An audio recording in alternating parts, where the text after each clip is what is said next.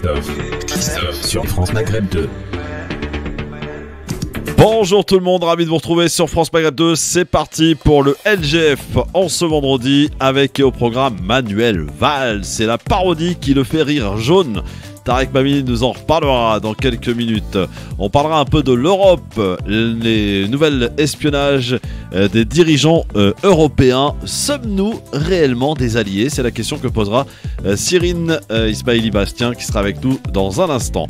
Invité dans le LGF, on continue notre focus sur les départementales et régionales avec ce vote qui aura lieu le 20 et 27 juin prochain avec notre invité aujourd'hui, Chekib Benchir Le Hussein qui sera avec nous. Il est candidat dans le canton 3 du 95 départemental, donc Besançon-Argenteuil. Il sera avec nous à 17h. Voilà le programme, je vous en souhaite la bienvenue. Et puis tout à l'heure, pour la fête de la radio, on poursuit notre série d'entretiens avec aujourd'hui monsieur Jean-Éric Valli, président des Indés Radio, dont France Maghreb 2 est d'ailleurs adhérente des Indés Radio, tout comme 130 radios en France. Bienvenue dans le Grand Forum, présenté par Christophe Fro. Eh oui, c'est moi. Grand Forum. Le Grand Forum jusque 18h avec aujourd'hui Madame Cyrine Ismaili-Bastien. Bonjour Cyrine. Bonjour Christophe, bonjour à tous les auditeurs et auditrices. Cyrine Ismaili-Bastien qui est toujours prof à l'université Lille et Paris, hein, c'est ça Cyrine? Exactement. Qu'est-ce que tu enseignes de beau d'ailleurs à la fac? J'enseigne le droit et la géopolitique. Le droit et la géopolitique. Monsieur Pierre-Henri, président de France Fraternité, comment ça va mon Pierre? Bon, écoute, ça va plutôt bien, et puis moi je vous parlerai de chez ma tante. Alors mais c'est quoi chez ma tante? C'est quoi ces trucs-là? Voilà. Tu nous emmènes chez ta tante? Pas tout à fait, je vous expliquerai d'où vient cette expression qui est en réalité celle que recouvre le crédit municipal. Ah bon? Ah ouais. Ah oui, et je vous expliquerai pourquoi en fait ça s'appelle chez ma tante. Ah oui, d'accord, bon bah très bien. Merci mon Pierre pour ces explications. Donc rendez-vous tout à l'heure pour en savoir davantage. Cyril, nous serons rejoints aussi par Tarek Mamili, qui est en retard, comme tous les présidents. Voilà. Alors, Cyril, Pierre, quelques petites questions pour commencer. C'est le petit quiz des débuts d'émission. Aïe. Ouais. Oui. J'espère que Cyril, tu vas le démonter le Pierre là. J'espère. Ouais. J'ai déjà eu une émission avec Pierre et puis je l'ai écouté aussi. Je pense que c'est dur de le démonter. Non, c'est pas si dur que ça. T'inquiète pas. Il suffit on l'a à l'usure le Pierre. Ouais. Tout va bien.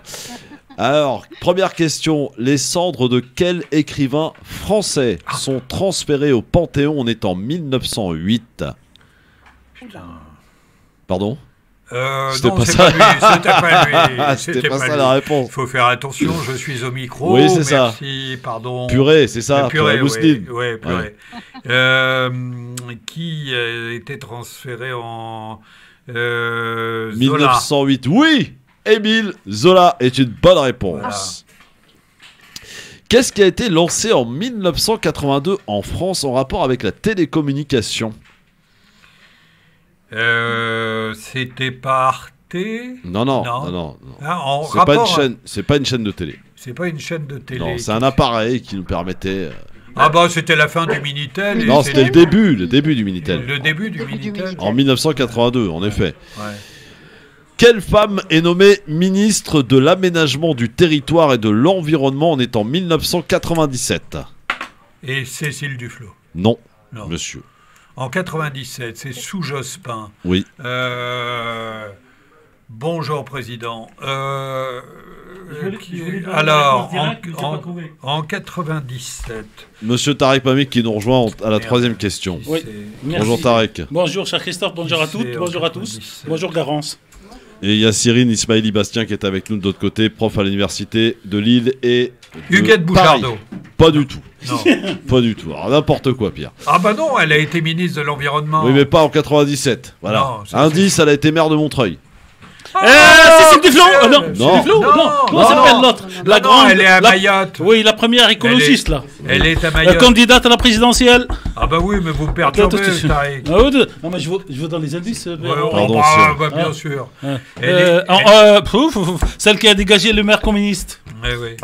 Bien sûr. Oui, mais bien sûr, mais bon, il faut le nom, moi. Vous êtes gentil. Elle s'appelle pas Huguette en tout cas. Non, c'est pas Huguette. C'était Cyrine, t'as une réponse? Non, D'accord. 97, c'est un petit peu loin. Non, mais... Tiens, qui va café, moi? Non, Alors. il est interdit de café, lui. Pourquoi il a interdit de café? Parce que je dirais ça hors antenne, pourquoi? Bon, alors Dominique. Voinet. Voilà, merci Pierre. Enfin, on y est arrivé. Oh là là, Ouais, c'était dur. En tout cas, il était devant nous à l'image, mais bon, pas le son. Je cherche à présent un chanteur et chanteur et compositeur français. Il est né à Madagascar en 1944.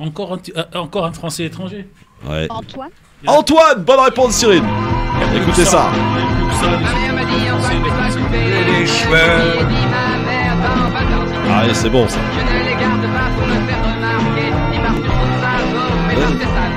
Oh yeah.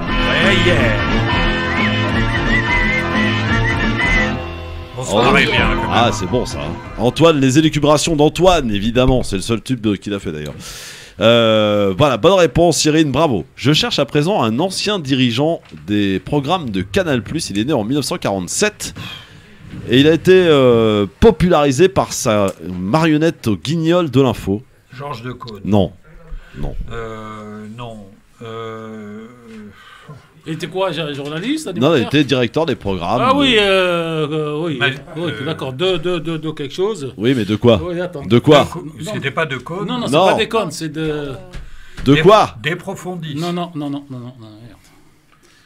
Il est de temps en temps sur TV5 en ce moment. Comment il s'appelait? Putain. Non, Non. c'est pas la bonne réponse, Tarek Mami. Non, Vous faites à la pierrerie là. Non. Ça se lâche le vendredi, j'ai l'impression. Heureusement. Oui. On a bossé toute la semaine, nous. Donc je cherche un ancien directeur des programmes de Canal+, né en 1947. Et je vous donne la moitié De la réponse. greffe. De Greff, Voilà, deux. bonne Ah, j'ai réponse. donné les deux, voilà. Oui, Là, j'ai donné Alain deux. de Greff. 4-1 pour le moment. Ah ben, quand même. j'ai Oui. mis deux, hein. Je cherche à présent et pour finir une actrice américaine. Elle est née en 1975. Bon, c'est pas de votre époque, les gars.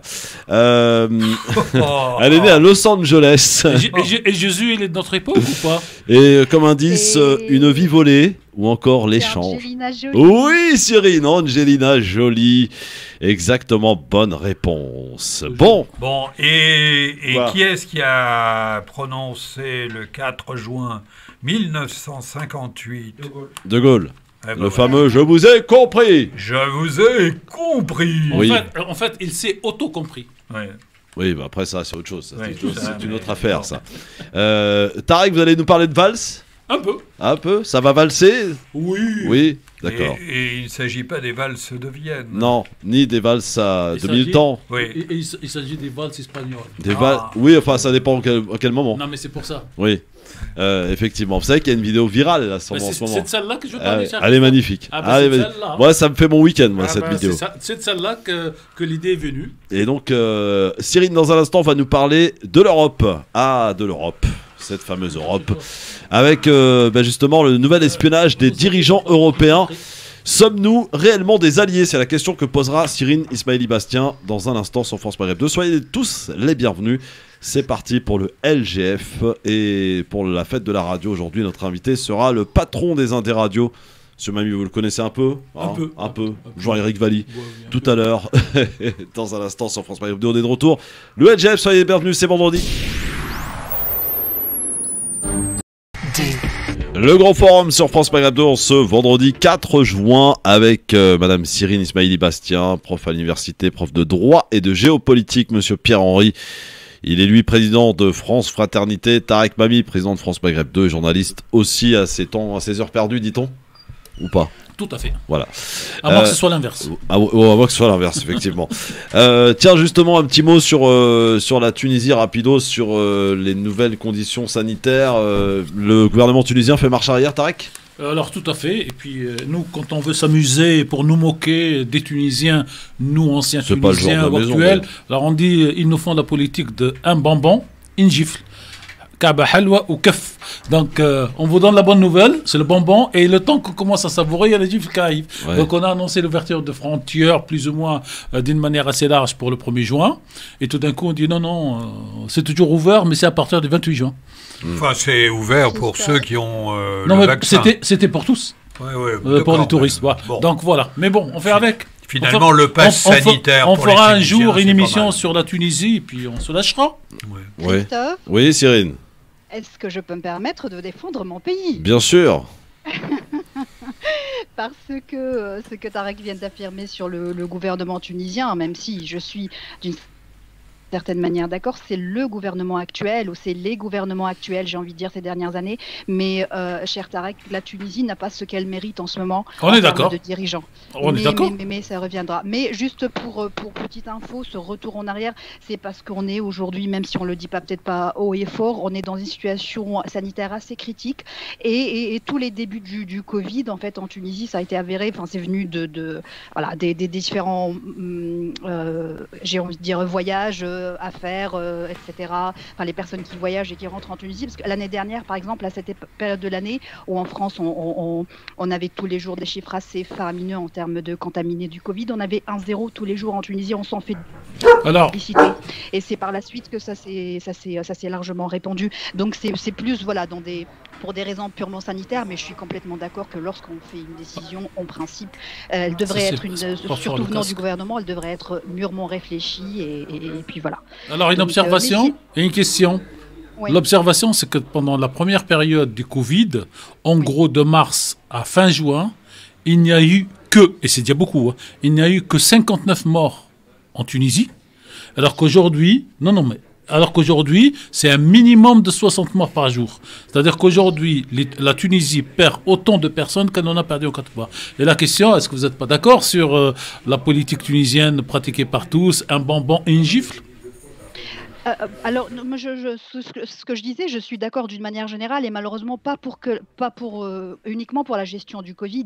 Mais encore une fois, pour moi, c'est une mauvaise période qui passera. Bah oui. On est plusieurs Tunisiens à vouloir effacer de notre mémoire cette période. Et moi, je reste optimiste et la Tunisie vaut mieux et elle a les compétences pour. Le futur sera certainement meilleur. Mais voilà, pour l'instant, juste pour revenir sur le Covid, si vous avez votre vaccin, vous êtes libre. J'enverrai Christophe à ma place parce que lui, il est vacciné. Ouais, j'ai que Pas la moi. première dose encore. Donc hein. je vais lui donner mon passeport tunisien, il pourra C'est ce que partir avec. j'expliquais. Effectivement, le pass sanitaire, c'est formidable parce que ça permet aussi de voyager. Et il n'y a rien de très nouveau. Donc voilà, moi je vais rejoindre la Tunisie pour y travailler d'ailleurs la semaine prochaine Oui. et j'en suis ravi. Oui, ça Eh ben, voyage. parfait. Oui, tu nous diras un petit peu des nouvelles de Tunis. Absolument, de Tunis, de Sfax et de Zarzis. Et normalement, moi, j'y suis au mois d'août. Zarzis, c'est joli, Zarzis. Et normalement, moi, j'y suis au mois d'août à Djerba et Zerzis, sauf si. Sauf si si le billet est trop cher, c'est ça? Sauf si, avec 1, 2, 3, 4. Bon, Ouais. le billet là pour la Tunisie, c'est 285 €. Aujourd'hui, jusqu'au 28 juin. Ouais. C'est Ah, 760 en été. Ah mais oui, mais ça c'est un véritable scandale, et qui n'est pas propre à la absolument. Tunisie, Non, mais non, qui c'est- est propre Il à est l'ensemble propre des pays du Maghreb. Du Maghreb, les trois. Ouais. Alors, on Vous attend savez que juste- ça revient moins cher l'été pour aller en Thaïlande Ouais, ouais. que pour aller à Djerba ou à Tunis ou à Alger ou à Rabat. C'est pas la Sauf- même ambiance. Sauf si on prend des Par contre, je me des demande, charters. sauf que je me suis toujours posé la question, mais pour rigoler, combien coûte un billet de la Thaïlande à la Tunisie, Alger au Maroc? Peut-être que ça coûte moins cher parce qu'il n'y a pas beaucoup de gens. Mais bon, j'ai Ça, rien dit. Je n'ai pas expérimenté. On j'en va sais faire rien. c'est quoi la Thaïlande, la capitale? C'est Bangkok. Bangkok. On va faire Bangkok-Tunis pour voir. Voilà. Hein, les amis. Bon, allez, on démarre avec Cyrine Ismaili-Bastien qui va nous parler de l'Europe et d'espionnage en Europe. Ma chère Cyrine, nous t'écoutons. C'est à moi? Oui, c'est à toi. Tu t'appelles Cyrine, c'est que c'est toi. C'est moi. J'ai un tout petit peu perdu le son. Et ben c'est moi, et c'est parfait. Oui, tout à fait. Je vais poser cette fameuse question. En tout cas, pour moi, sommes-nous réellement des amis? Parce que, en fait, ce qui s'est passé, c'est que le 30 mai dernier, il y a quelques jours, une enquête de la télévision danoise a montré que des responsables et des hauts fonctionnaires européens, alors ils sont allemands, ils sont français, ils sont norvégiens, etc., sont espionnés par les services de renseignement américains, la fameuse NSA, les services de renseignement, qui auraient bénéficié peut-être de la collaboration des services de renseignement militaires danois. On va dire que l'enquête est en cours. Donc techniquement, comment ça se passe? La NSA se serait branchée sur des câbles sous-marins danois qui assurent le trafic téléphonique et Internet. Et il y a des sortes de bretelles qui sont déposées sur ces câbles et qui permettent d'écouter les conversations téléphoniques, de lire les messages envoyés et reçus, et même les recherches faites sur le réseau Internet. Ce qui veut dire que nos secrets défense, nos stratégies de développement, nos secrets d'État, etc., n'ont plus de secrets pour les dirigeants américains. Alors, il faut juste rappeler que ce n'est pas la première fois qu'on soit espionné, puisqu'en 2012, le fameux Wikileaks a révélé qu'Angela Merkel et d'autres dirigeants européens, pour ne citer que le président Chirac, le président Sarkozy, etc., étaient eux aussi sous écoute. Alors à l'époque, on en avait parlé longuement de cette affaire, donc je n'y reviendrai pas en détail, mais je rappelle qu'à l'époque, les dirigeants européens avaient simplement protesté contre ces agissements et Barack Obama avait promis que son pays arrêterait d'espionner ses alliés. Bon, vraisemblablement, la promesse n'a pas été tenue. Et aussi, ce qu'il faudrait savoir, c'est que dans le cadre des relations internationales, les relations entre les différents pays, il n'existe pas comme mécanisme que les sommets, les accords, les conventions, etc. Et l'espionnage est une pratique ancienne. Mais ce sont bien évidemment les Américains qui en abusent plus que n'importe quel autre pays. Alors, il serait intéressant de savoir quelle était la réaction de nos dirigeants ces derniers jours suite à ce nouvel espionnage. Eh bien, elle n'était pas très différente de celle qu'ils avaient en 2012. Une simple protestation. Des réactions du genre entre amis, on ne s'espionne pas, entre alliés, ce n'est pas acceptable, etc. Des réactions que, personnellement, je qualifierais de douces, de très diplomates, en tout cas. Mais le sujet sera logiquement évoqué à nouveau, et cette fois-ci en face à face, très prochainement, puisque Joe Biden doit prendre part du 11 au 13 juin au sommet du G7 organisé en Angleterre, avant de se rendre à Bruxelles pour y rencontrer les dirigeants européens, puis participer au sommet de l'OTAN le 14 juin. L'affaire est donc à suivre, mais même si je suis personnellement de nature assez optimiste, sur ce sujet, je ne me fais pas d'illusions. Parce qu'un simple coup d'œil sur l'histoire des pratiques politiques des États-Unis confirme cette idée ou cette thèse. Et l'excellent livre de Noam Chomsky qui s'appelle « Les dessous de la politique de l'oncle Sam » nous éclaire vraiment en la matière. Pour avoir la place de leader mondial et surtout pour conserver cette place, pour les États-Unis, tous les moyens sont bons. Absolument tous. Alors la question, sommes-nous réellement des alliés ? Et de mon côté, si je me permets, les choses sont claires. En politique, il n'y a pas d'amis, il n'y a pas d'alliés, il n'y a que des intérêts. Et à supposer que deux pays s'allient réellement, ce n'est qu'une alliance de circonstances qui peut être balayée par un intérêt unilatéral. D'ailleurs, Charles de Gaulle le disait depuis bien longtemps, les pays sont des monstres froids. Et vous, qu'en pensez-vous alors ? Alliés ou pas alliés ? Alliés ou pas alliés, Pierre ? Bon, allié avec les États-Unis, la pratique simplement de la surveillance réciproque est un vieux sport entre les nations. Faut pas être naïf. Et puis aujourd'hui, d'ailleurs, lorsque cela n'est pas fait à haut niveau, ce sont les entreprises qui font également de la surveillance, de l'espionnage, etc. Et ce n'est pas simplement l'apanage des États-Unis, c'est une pratique à réprouver, bien entendu, mais y compris au sein de l'Union européenne, nous avons eu des cas analogues. Et puis, juste à côté, nous avons la Russie et la Chine qui sont des experts dans le domaine. Oui, mais Cyril nous dit que c'est quand même les États-Unis qui sont les... Voilà, qui sont les champions en la matière, en matière d'espionnage. Sur une échelle, sur l'échelle de la surveillance et de l'espionnage, je pense que c'est assez analogue entre les États-Unis, la Russie et la Chine. Ouais, qu'en pense Monsieur Mamie ? Alors, je pense que d'abord que Pierre-Henri aime bien le relativisme. Mais à chacun son relativisme. Alors, je vais parler comme Coluche, il y en a qui sont égaux, mais il y en a qui sont plus égaux que les autres. Et donc, on est bien alliés avec les Américains. Mais les Américains, pour qu'ils nous protègent bien, il faut qu'ils savent ce qu'on dit. Donc, ils nous espionnent pour qu'au cas où on parlerait en douce, en cachette, en tant que vieux continent, comme dit M. de Villepin, aux Russes et aux Chinois, et qu'on oublie de les informer. Donc, voilà. Non, pour faire plus sérieux, la règle en politique de tout temps, c'est d'être allié, mais de surveiller quand même. Alors, comme Cyrine est tunisienne, je vais aujourd'hui parler tunisien. En Tunisie, il y a un autre adage. Et, oui, il dit, lisez le verset de Yassine, qui s'appelle le verset coranique, qui est le verset de l'apaisement. Mais ça ne vous empêche pas d'avoir une pierre dans le cas où la lecture du verset ne suffit pas. Ben, vous avez la pierre pour vous défendre. C'est la politique américaine. Oui, mais c'est vrai que la rencontre va être un peu froide là quand Biden va aller vous inquiétez en pas. Europe. Non, il va venir d'abord à Bruxelles et je vois pas à Bruxelles, excusez-moi, en Suisse à Genève. J'ai lu ce matin la Tribune de Genève et je peux vous dire que les Suisses ont décidé de tout faire pour que ça se passe au mieux dans la ville pendant le séjour, pour qu'il y ait le retour de tous les touristes du monde en Suisse. Voilà comment chacun calcule. Et donc la première rencontre, elle est d'abord entre Poutine et Biden. C'est la première. Oui. Ah oui. Ah ben c'est la plus importante. On va voir s'il va pouvoir maintenir ses propos qu'il avait tenus sur Poutine. Pas sûr. Oh bah devant la presse oui, mais il dira à l'autre, il sait très bien que je suis obligé de donner des gages à mes électeurs. Mais je veux dire... que Poutine fasse comme face à Sarkozy. Oui. Il boit ou il reçoit un truc. Alors, peut-être que pour Cyrine, qui est donc professeur de géostratégie, si j'ai bien compris, oui.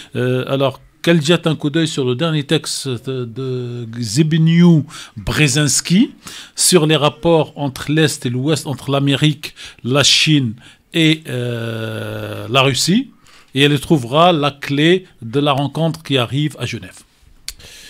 Voilà Cyrine, tu vas pouvoir un peu feuilleter tout cela ce week-end. Merci. Je suis prof de géopolitique en fait, et évidemment, ces thèmes sont au cœur de mes intérêts. Mais voilà, je reste sur l'avis que les États, comme disait Charles de Gaulle, des monstres froids, ça veut dire quoi des monstres froids? C'est-à-dire qu'ils sont dirigés uniquement et ils ne fonctionnent que de par leur intérêt. C'est pour ça quand je parlais de alliés circonstanciels, c'est-à-dire s'il est dans mon intérêt, l'intérêt de mon pays, d'être allié avec tel pays, dans telle circonstance, pour telle période, eh ben je le ferai. Le jour où ça ne devient plus de mon intérêt, eh ben ça se terminera. Et plus je suis un État fort, plus je suis un pays puissant, plus j'ai les moyens de le faire, je ne m'abstiendrai pas de le faire. Et puis là, les États-Unis, leader mondial pendant très très longtemps, parce qu'aujourd'hui la question est un petit peu remise en cause avec quand même une montée en puissance de la Chine sur le plan économique, sur le plan diplomatique, sur le plan stratégique, etc. Mais les États-Unis, c'est quand même un leader mondial et ils se sont permis de le faire, évidemment, plusieurs fois. Trois phrases rapides. La première, c'est De Gaulle disait aussi que la France ou les pays n'ont pas d'amis. Ils n'ont que des intérêts à défendre. Tout à fait. La deuxième, sur la durée de l'Empire américain, je rigole un petit peu parce qu'il faut toujours relire Ibn Khaldoun. Ils ont eu en clair en tant qu'empire, en gros, de la chute du mur de Berlin à l'arrivée de Poutine, donc ça n'a pas beaucoup duré. Et le troisième, il y a notre ami Khalid Christophe qui nous passe le bonjour, et il dit qu'il y a un livre qui est écrit par Lefranc, et qui s'appelle si les Américains n'étaient pas là, nous aurions eu une vie privée. Je ne connaissais pas ce livre, mais je le donne tel que je le reçois. Très bien, merci Khalid. Qu'est-ce qu'il y a mon Pierre? Je te vois grimacer un peu. Oui, oui, mais non, c'est pas du relativisme, mais enfin, il y a une longue amitié historique entre les pays alliés et l'espionnage économique et politique est monnaie courante. C'est pas pour ça qu'il est acceptable, mais enfin, on le sait. Et il y a sur les sujets importants, par exemple, après 2000, la coopération contre le terrorisme qui a forcément très bien marché, mais dans les et là le Maroc a beaucoup aidé la France. Mais bien entendu, mais dans tous les autres domaines, oui, il y a de l'espionnage économique, politique, voilà. Encore une fois, c'est pas très acceptable, mais c'est pas nouveau et c'est pas simplement l'apanage des États-Unis, même si je me souviens que il y a 5 ans, Julian Assange avait révélé que aussi bien Jacques Chirac, Nicolas Sarkozy que François Hollande avaient été écoutés. Et là, c'est Angela Merkel. Et surtout Merkel. Et c'est Merkel, évidemment. Et donc, voilà, c'est pas bien. C'est pas bien. Voilà, c'est tout. Voilà, c'est pas bien. Voilà. Ok. C'est pas bien. Ouais. Le petit garnement, il a fait une petite bêtise. Voilà. Mais c'est pas bien. Oui, Cyrine. On va corriger l'oncle Sam. Cyrine. Allons-y. Oui, juste un dernier petit mot, tout à fait, Pierre. C'est ce que j'avais rappelé. L'espionnage aussi fait partie des mécanismes des relations internationales. C'est pas parce qu'on est allié justement qu'on ne s'espionne pas. C'est ça. Il faut comprendre comment les choses se passent au niveau international. Et puis dernière chose, un tout petit clin d'œil à Tarek qui a cité à juste titre, bien sûr, Ibn Khaldoun, ce grand historien et sociologue du XIVe siècle, pardon, qu'on peut toujours lire et dont les paroles sont toujours valides et valables. Et Tarek Ibn Khaldoun, juste soit dit en passant, est tunisien. J'ai pas voulu le dire pour Ouais, mais vous faites du nationalisme. Voilà. Eh. J'ai pas voulu le dire, sinon Christophe allait dire 3 Tunisiens. Non, mais les Là, c'est Tunisiens, dans le là, même jour, aujourd'hui, ça ils fait prennent un le peu pouvoir. trop. Hein. Faut se calmer direct. Hein. Non, je ne fais absolument pas du nationalisme. C'est toi qui m'as cherché en début d'émission. Oui, bien sûr. Bon, dites donc, les DZ, là, vous avez une élection la semaine prochaine. Hein, est-ce que ça va aller voter ou pas? Dites-nous, tiens, ça m'intéresse. Les élections législatives. Alors, je vous... 10, 11, 12 juin pour les ressortissants algériens en France. Oui, tout à fait. Et le 12 juin, évidemment, en Algérie. Je crois qu'il y a 22 candidats. Enfin, il y a pas mal de candidats. Ouais. Il y a le choix, Et quoi. candidats autorisés? Oui, absolument. Pourquoi il ne serait pas autorisé, Pierre? Non, je dis ça comme ça. Non, mais en gros, il y a 2 zones d'abord. Soyons pratiques. Il y a 2 zones. Il y a Oui, la zone absolument. nord, Nord la et zone- sud. Voilà. Et j'ai alors, sous le contrôle de M. Itache derrière moi, je pense qu'il y a 2 députés à élire dans le nord et 2 dans le sud. Ça ferait 4 en tout. Donc ça, c'est des informations pratiques. Après, donc, ils avaient décidé de faire les candidats libres et les candidats des partis. Et ils ont mis la barre tellement basse pour les candidats libres que personne n'a pu se présenter. 600 personnes, 600 signatures qui doivent se rendre dans les consulats Ouais, c'était pour n'importe signer sur quoi. place. Bon, donc Impraticable. les gens disent ça fait un peu beaucoup. Oui, C'est- non, c'était impraticable. voilà, 60 à la limite 600. Ouais. Et donc tout le monde s'est rabattu sur ce parti. Et puis la bonne nouvelle quand même, parce qu'il y en a toujours une, c'est qu'il y a un parti qui a été créé, en tout cas légalisé le 2 avril. Et lui, il a pu décrocher beaucoup de candidats dans le nord, dans le sud. Et donc voilà, la politique, c'est ça. C'est aussi ça. Oui, Ouais. c'est aussi ça. On espère en tout cas que les Et c'est futurs pas très députés, sympa. Ouais. on espère que les futurs députés, on puisse les connaître parce que Alors, moi ce je que je peux défie vous promettre, quelqu'un de me donner un nom de député élu. Franchement, j'en connais pas. Bon, alors c'est pour ça. Parce qu'on les a Christophe, tellement pas vus, c'est-à-dire Voilà. qu'ils ont rien fait. Voilà. Moi, je vous fais une promesse, cher Christophe, que les candidats qui passeraient sur France Maghreb 2 et qui seraient élus et qui ne viendraient pas au moins une fois par an dans votre émission pour le compte-rendu, à tous les ans, vous me rappellerez et je lui ferai sa fête. Ouais. Parce que quand ils sont tous candidats, ils prennent tous les engagements, y compris de venir faire le compte-rendu. Et une fois qu'ils sont de l'autre côté de la Méditerranée, il fait tellement beau qu'ils oublient Paris ou Marseille. Ouais, et ça c'est dommage. Alors, c'est peut-être d'ailleurs pareil de votre côté, non, les Tunisiens, non? Tous. Les députés tunisiens Tous, aussi, et les hein. Marocains, ils ont réglé le problème. Ils ont autorisé le vote des Marocains à l'étranger pour faire voter la Constitution qui promet la participation des Marocains d'étrangers. Et dès que les Marocains de l'étranger ont voté pour approuver la Constitution, on fait une loi pour leur interdire d'avoir des députés de voter à l'étranger. Ah, c'est encore plus sournois, ça. Ouais, c'est plus simple, Oui. c'est plus clair. Oui, absolument. Bon, vu sous cet angle. Dans un instant, Pierre nous emmène chez sa tante, Oui, oui. chez Tati Oui. Pierrette. Oui, oui. Dans un instant. Ne bougez pas. Et notre invité, je vous rappelle, sur France Maghreb 2 pour les départementales, parce Là, qu'il y a des élections. Et là, aussi on en redevient France. français, là. Absolument. Investi par le Modem, monsieur Shekib Benchir Le Hossein sera avec nous. Ce nom me dit quelque chose. Je vais justement laisser ma place sur mon micro pour l'inviter. Voilà. Il y a plusieurs micros. Vous inquiétez Non, pas, mais on a comme ça, France il est, Maghreb, non, là. mais comme ça, il est tranquille et on le perturbe Non, pas. il y a plein de Non, mais vous Voilà. inquiétez pas, il y a de la Vous place êtes pour chez tout le vous, monde. Vous hein, êtes chez vous, quand monsieur même. Henri, voyons. Hein allez, On va aller chez Tati dans un instant, tout de suite. Le grand forum sur France Maghreb 2, merci d'être avec nous en direct en ce vendredi 4 juin avec Cyrine Ismaili Bastien, avec Tarek Pami, avec Pierre-Henri. Et justement, ce même Pierre-Henri qui va nous emmener chez sa tante, enfin, si j'ai bien compris, hein, bien entendu. Pierre, tu vas nous expliquer un petit peu de quoi il s'agit. Oui, alors, chez ma tante, il y a des bijoux, des montres, des oui tableaux, des instruments de musique. Non, vous précipitez pas. Hein. C'est des objets qui défilent. Mais pourquoi? Parce que chez ma tante, c'est l'autre nom du crédit municipal, autrefois connu sous le nom de Mont-de-Piété. Le crédit municipal, c'est quoi? C'est un établissement qui pratique le prêt sur gage, c'est-à-dire un prêt d'argent contre un dépôt d'objet en garantie. Le prêt immédiatement accordé représente 50 à 70% de la valeur du bien. Au bout d'un an, si l'objet n'est pas récupéré, il peut être mis en vente aux enchères, à moins de renouveler le contrat de garde. Et le terme mont-de-piété vient de Monte de Pietà, une institution italienne née au XVe siècle pour venir en aide aux plus pauvres. Elle leur prêtait de l'argent sans intérêt ou à faible taux en échange d'objets laissés en gage. Le principe du prêt sur gage est arrivé en France à ce moment-là, c'est-à-dire en Avignon, en terre pontificale en 1610. Et le Monte de Pietà, ou le crédit de charité, c'est la traduction, avait une réelle dimension sociale dès l'origine. Ses créateurs, des religieux italiens, souhaitaient en effet éviter des prêts au taux d'intérêt prohibitif. À l'époque, certains pouvaient monter jusqu'à 130%. Aujourd'hui, le taux d'intérêt d'un prêt sur gage est de 2 à 9%. Et alors, en 1637, c'est pas d'aujourd'hui, Louis XIII a autorisé son médecin, qui est aussi le commissaire général des pauvres, Théophraste Renaudot, à ouvrir un mont-de-piété à Paris. En 1642, l'institution va se développer dans 58 villes en France. Le mont-de-piété joue un rôle social très important au XIXe siècle, mais beaucoup moins au XXe, avec le développement de l'État-providence. Très populaire, le mont-de-piété ne profite pas seulement aux plus pauvres au XIXe siècle, la grande bourgeoisie et la noblesse y ont eu aussi discrètement recours. Le bénéficiaire le plus connu du mont-de-piété à cette époque est sans aucun doute le fils de Louis-Philippe, roi des Français.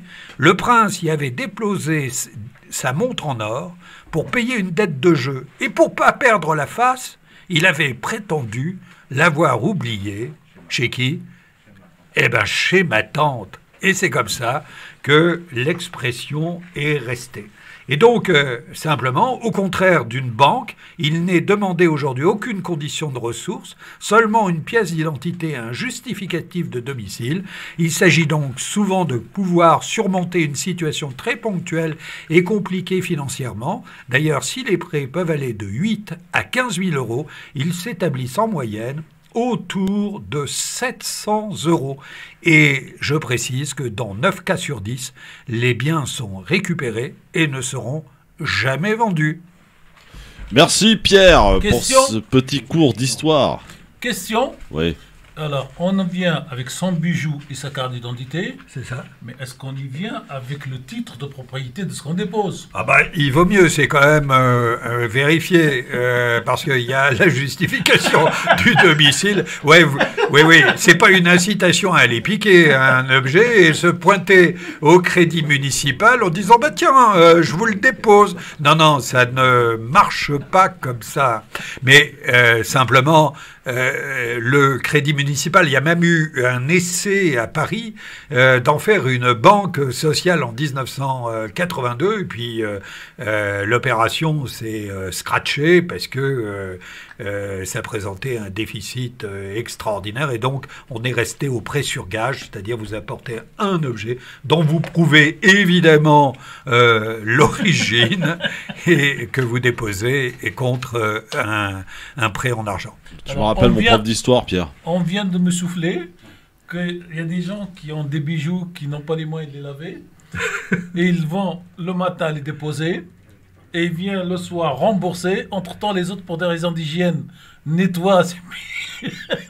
Ça me rappelle l'histoire de la dame qui a été voir le parking de la banque avec un prêt parce qu'en fait, elle garantissait sa voiture, elle prenait un prêt et elle payait moins cher le parking de la banque qui était gratuit. Ah ouais. Vous êtes bien sur France Maghreb 2 et non pas sur France Culture, tout va bien les amis. Dans le grand forum avec Pierre-Henri, avec Cyrine. Ça va Cyrine, on t'a pas perdu là, tout va bien ? Non, pas du tout, c'était passionnant. J'aime bien les petits retours en arrière. Merci Pierre, les petites leçons d'histoire, c'était passionnant. Oui, et puis il y a des crédits. Le crédit municipal existe dans toutes les grandes villes de France. Il est arrivé, je crois, en 2013-14, par exemple, à Rennes. Il est à Marseille. Il est là où, d'ailleurs, est implantée France Maghreb 2. Ouais. Bon, Pierre, il va falloir quand même qu'on se remette un peu à l'actualité du jour. Hein. Ouais. Joli clin d'œil. Et France Maghreb 2 est installé sur les 20 plus grandes villes de France. Voilà. Donc forcément, on va aller voir les municipalités pour les inciter à faire ça. Ouais. Bon, tiens, je vous invite, puisqu'on parle un peu histoire et culture, allez voir sur le Facebook de France Maghreb 2 ce matin. Samia Chiki vous a emmené dans une exposition qui est pour l'instant pas ouverte au public. C'était une visite privée qui a lieu à l'Institut du monde arabe de Dalida à Oul Kaltoum. Magnifique exposition que vous a fait visiter Samia Chiki à voir sur le Facebook de France Maghreb 2. C'était ce matin une visite privée, voilà. Donc il y a des visites privées comme ça avant de l'ouverture au public des expositions. C'est tout à fait passionnant. Ah oui, franchement à voir, c'est magnifique. Dans un instant, on va revenir à 2021, puisque va se dérouler dans quelques jours des élections en France, les 20 et 27 juin prochains. Les régionales et départementales, tout le monde va aller voter, j'espère. Pierre, tu seras là ? Quoi, ouais. Si je ne suis pas là, je donne une procuration pour voter, évidemment. Ouais. Je vote toujours, moi. Ouais. Voilà, et je regrette que ces élections s'annoncent avec un taux d'abstention de 85%. Et ça, c'est absolument terrible pour la démocratie. C'est un peu ce qui s'est passé dans le 20e lors d'une législative partielle dimanche dernier. C'est ça. Non, c'est 15% de participation, voilà. C'est terrible. Effectivement, donc les 20 et 27 juin, alors c'est pas une, mais c'est 2 élections. On va voter pour les régionales et pour les départementales. On va en parler dans un instant avec notre invité, puisqu'il est 17h. C'est l'heure du rappel des titres de l'actualité de ce vendredi. Et ouais, l'Euro de foot, c'est bientôt, les amis. L'Euro de foot qui va commencer le 11 juin prochain. Ça va jouer d'ailleurs un peu partout en Europe, hein, si j'ai bien compris. Donc vous avez entendu, comme nous, premier match de l'équipe de France en Allemagne devant 14 000 personnes. Et c'est vrai que à nous, fans de sport, on a hâte de revoir le public parce que ça manque beaucoup, hein, mon Pierre, les gens dans le stade, l'ambiance, etc. Ah, mais tout à fait. Et j'ai regardé la finale de la Coupe des Champions. Oui, et franchement, et bravo, quel kiff. Mais quel kiff. D'ailleurs, c'est l'ancien entraîneur de Paris qui a gagné, hein, je te rappelle. Oui, bah, il suffit qu'il se fasse licencier pour aller voilà, gagner la Coupe. Donc, Pochettino, tire-toi. Ça y est, il se tire. Voilà. Ouais. Oui, bah, il y a un vrai problème au PSG de gouvernance, de management. Peut-être le problème Leonardo, peut-être. Oui, peut-être, oui. Peut-être. Bon, allez, on quitte le sport pour en venir à la politique. Vive l'OM. Parfois, la frontière est mince. Avec notre invité qui est ici présent, je crois que c'est sa première radio, donc on va être gentil avec lui. C'est Shakib Benchir Le Houssine qui est avec nous. Bonsoir, monsieur Benchir. Bonsoir, Christophe. Bonsoir et bienvenue. Bonjour. Comment allez-vous ? À la fois, ça peut aller. Bon, on se sent comment à quelques jours d'une élection importante pour vous ? Vous êtes du Modem. Vous vous présentez dans le cadre des départementales dans le canton 3, Beson. Argenteuil, on est là dans le 95. Monsieur Benchir, est-ce que vous pouvez vous présenter en amont pour nos auditrices et auditeurs votre parcours ? Alors, dans un premier temps, on se présente en binôme. Donc, je suis avec Dalila Kabèche, qui est de la commune d'Argenteuil, donc concernant le canton 3. Moi, je suis originaire de l'associatif, essentiellement. Donc, dans un premier temps, il y a une dizaine d'années, parents d'élèves, pour la cité La PEP, qu'on a créé il y a 10 ans à peu près. Et j'ai enchaîné quelques années plus tard avec association locataire et défense aussi des copropriétaires, entre autres. Alors, quel votre programme qui est disponible pour tous les électeurs de ce fameux canton ? Quels sont les points forts de ce programme que vous souhaitez nous présenter, M. Benchir, aujourd'hui ? Il est presque prêt, et en bon à tirer. Mais aujourd'hui, on a déjà la maquette sur l'essentiel. Donc, dans un premier temps, concernant notre programme, sur la partie du budget qui est consacrée pour la partie la plus importante, ça serait le social. Voilà. Donc la partie RSA, la partie allocation personnalisée d'autonomie, les prestations de compensation du handicap, entre autres. Voilà, ça c'est sur la partie sociale. Aussi des formations diplômantes pour les aidants, à savoir pour l'APA. Alors, je ne sais pas si ça parle à tout le monde, avec des vraies perspectives de carrière, peut-être aussi qu'on peut proposer sur ce statut. On parle de l'APA, c'est les aidants qui s'occupent des personnes qui ont déjà pas un handicap, et sur le fait de la vieillesse. Voilà, donc ils ont besoin d'être aidés, et aujourd'hui, on veut proposer véritablement une éventuelle aide, voire une perspective de carrière pour ces personnes-là. Il faudrait peut-être expliquer un peu aux auditeurs quel est le rôle de cette élection départementale. Bon, la région on connaît un petit peu. Pour ce qui est du département, quel est son pouvoir réellement ? Alors, c'est constitué des conseillers généraux, déjà dans un premier temps, départementaux, pardon, pas confondre avec les deux élections. Et c'est une élection qui est relativement proche déjà des habitants, beaucoup plus que le conseil général, dans un premier temps, et qui est divisé en plusieurs cantons. Donc, dans un premier temps, ça serait essentiellement le Val d'Oise, Et cette élection va traiter essentiellement, la plus grosse partie du budget, sur la partie sociale. Ouais, Ce que je viens de dire il y a quelques minutes juste avant. On a les transports aussi. On a aussi les crèches, les dispensaires, les PMI plus précisément. On a aussi l'éducation, très important. Donc c'est un sujet qui me tient aussi un petit peu à cœur, à savoir les collèges précisément. Oui, ça c'est le rôle du département, les collèges. Ah ouais, c'est tout à fait, c'est vraiment le rôle important que le département joue dans les collèges essentiellement. Oui. Alors on a les écoles primaires et maternelles, pour le rappeler, qui dépendent de la commune, les collèges du département et les lycées de la région. Voilà, la région. Oui. C'est ça. Vous êtes du MoDem, hein, c'est ça? Oui, je suis investi par le MoDem, oui. Vous soutenez Valérie Pécresse pour les régionales, vous? Écoutez, je n'ai pas vu encore le programme. Ah oui? Et je me prononcerai à ce moment-là. Je me réserve encore le droit de... Ça sent la langue de bois, ça, monsieur Benchir. Non, pas du tout, non. On veut y échapper à la question. Mais non, je suis du MoDem, moi. Oui. Alors, qu'on comprenne bien, le MoDem, c'est quoi? C'est Macron compatible ou pas? Peut-être, je ne sais pas. À vrai dire, moi, je suis rentré au MoDem, ça fait à peu près 1 an. Alors, sur l'idéologie du MoDem, véritablement, je ne peux pas véritablement m'exprimer, donc c'est un petit peu un piège pour moi, cette question-là. C'était pas du tout l'intention et le but, mais voilà. Je suis sûr, Christophe. Une question totalement anodine. Hein. Mais je vous promets que l'année prochaine, si vous m'invitez, c'est moi qui vous poserai des questions. Non, c'est pas le rôle comme ça ici, ça se passe pas comme ça, monsieur Benchir. Pourquoi il faut voter, monsieur Benchir, au départemental pour le canton 3, Beson-Argenteuil? D'ailleurs, on peut parler un petit peu aussi de la nouvelle maire de Beson. Hein. Elle se fait bien remarquer, elle aussi. Ah, vous trouvez? Oui, un peu, non? Alors déjà, pourquoi il faut voter pour... Alors moi, comme je vous disais, dans un premier temps, si je me suis investi dans cette candidature avec Dalila Kabesh, et qu'il ne faut pas oublier surtout, on a avec nous nos remplaçants, à savoir Myriam Chaoui et... j'oublie toujours son nom, monsieur Lemoine, Pascal Lemoine. Ouais, c'est ça? Oui, c'est ça. Voilà. J'ai un petit peu le track parce que c'est une première. Oui, je vois ça. Il faut se détendre, monsieur Benchir. Vous allez bien? Ne vous inquiétez pas. Tout va bien. Voilà, vous êtes juste à l'écoute. Le pire arrive. Le pire arrive, oui. Moi, vous allez voir, je suis gentil à côté d'eux. Ah, d'accord. Oui.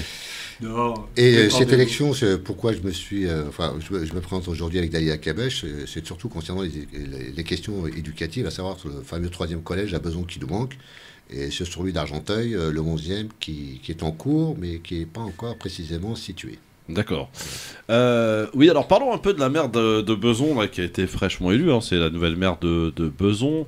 On se demande dans quelle famille politique. Elle change tous les 3-4 matins. Enfin, vous pouvez nous parler un peu de cette maire? Écoutez, c'est le maire de notre ville, de notre commune. Elle est, que je sache, socialiste.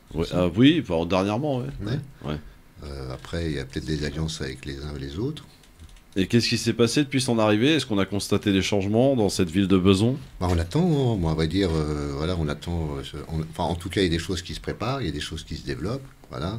Moi, je suis régulièrement le conseil municipal de notre ville. Et je vois que oui, il y a des choses qui changent, des choses qui bougent. Par exemple, sur les équipements sur l'immobilier, on est passé de 3% à 15% sur la taxe des équipements publics. Donc oui, c'est pas mal, c'est pas mal. À vrai dire, ça aurait dû être le cas depuis longtemps, parce que 3%, c'est vraiment pas cher. C'est une bonne chose en tout cas. Bon, ne pas lui faire de la pub. Ça remet un peu de prestige à la ville de Beson, quoi.